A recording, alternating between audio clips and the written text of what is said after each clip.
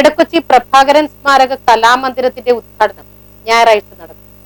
പ്രശസ്ത ഗാഥികനായിരുന്ന ഇടക്കൊച്ചി പ്രഭാകരന്റെ ഓർമ്മകൾ നിലനിർത്തുവാൻ വേണ്ടി രൂപീകരിച്ച സംഘടനയാണ് ഇടക്കൊച്ചി പ്രഭാകരൻ സ്മാരക കലാമന്ദിരം. 2011 പ്രശസ്ത അഭിനേത്രി കവിയൂർ പൊന്നമ്മയാണ് ഉദ്ഘാടനം ചെയ്തത്. ഇടക്കൊച്ചി പ്രഭാകരന്റെ വേർപാടിന് 20 വർഷം തികയുകയാണ്. 2006 മുതൽ ഇക്കാലം വരെ മുടക്കമില്ലാത്ത അനുസ്മരണ പരിപാടികളും കലാമന്ദിര വാർഷികാഘോഷവും വിവിധ പരിപാടികളോടെ നടന്നുവരുന്നുണ്ട്. സംഘടനയ്ക്ക് 14 വർഷം തികയുന്ന വേളയിൽ സ്ഥിരമായി ഒരു ഓഫീസ് മന്ദിരം ഇടക്കൊച്ചിയിൽ പ്രവർത്തനം ആരംഭിക്കുകയാണെന്ന് ഭാരവാഹികൾ പത്രസമ്മേളനത്തിൽ പറഞ്ഞു.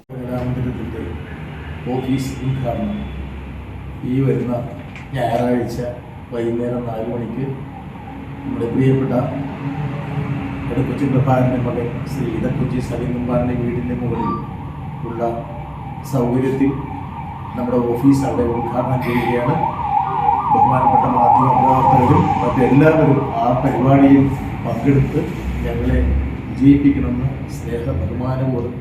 എങ്കിൽ തന്നെയാണ് സലീമിൻ്റെ ഏറ്റവും വലിയ ആഗ്രഹവും ഞങ്ങളുടെ കൂടി ആഗ്രഹവും ഇതിൻ്റെ പൂർത്തീകരണമാണ് 23-ാം തീയതി സലീമിൻ്റെ വീടിൻ്റെ മുകളിൽ ഇടക്കൊച്ചി പ്രഭാകരൻ സ്മാരക കലാമന്ദിരത്തിൻ്റെ ഒരു സ്ഥാപനം, ഒരു ഓഫീസായിട്ട് ഞങ്ങൾ എന്നുവെച്ചാൽ കലാപരിപാടി ഉൾപ്പെടെ സംഘടിപ്പിക്കാവുന്ന രീതിയിലുള്ളൊരു ഓഡിറ്റോറിയം ഉള്ള സംവിധാനമാണ് ഒരുക്കിയിട്ടുള്ളത്. എൻ്റെ വിനീതമായ നമസ്കാരം. ഒരു സന്തോഷം പങ്കുവയ്ക്കാനാണ്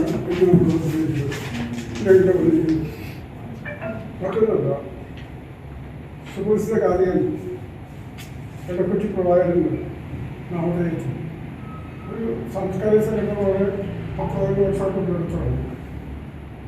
ഒരു ഇപ്പോഴും ഒരു കമ്മിറ്റി കൂടെ കൂടാണ് ഒരു സ്ഥലമില്ലാതെ പല വർഷങ്ങൾ അന്വേഷിച്ചിട്ടിരിക്കുകയാണ്.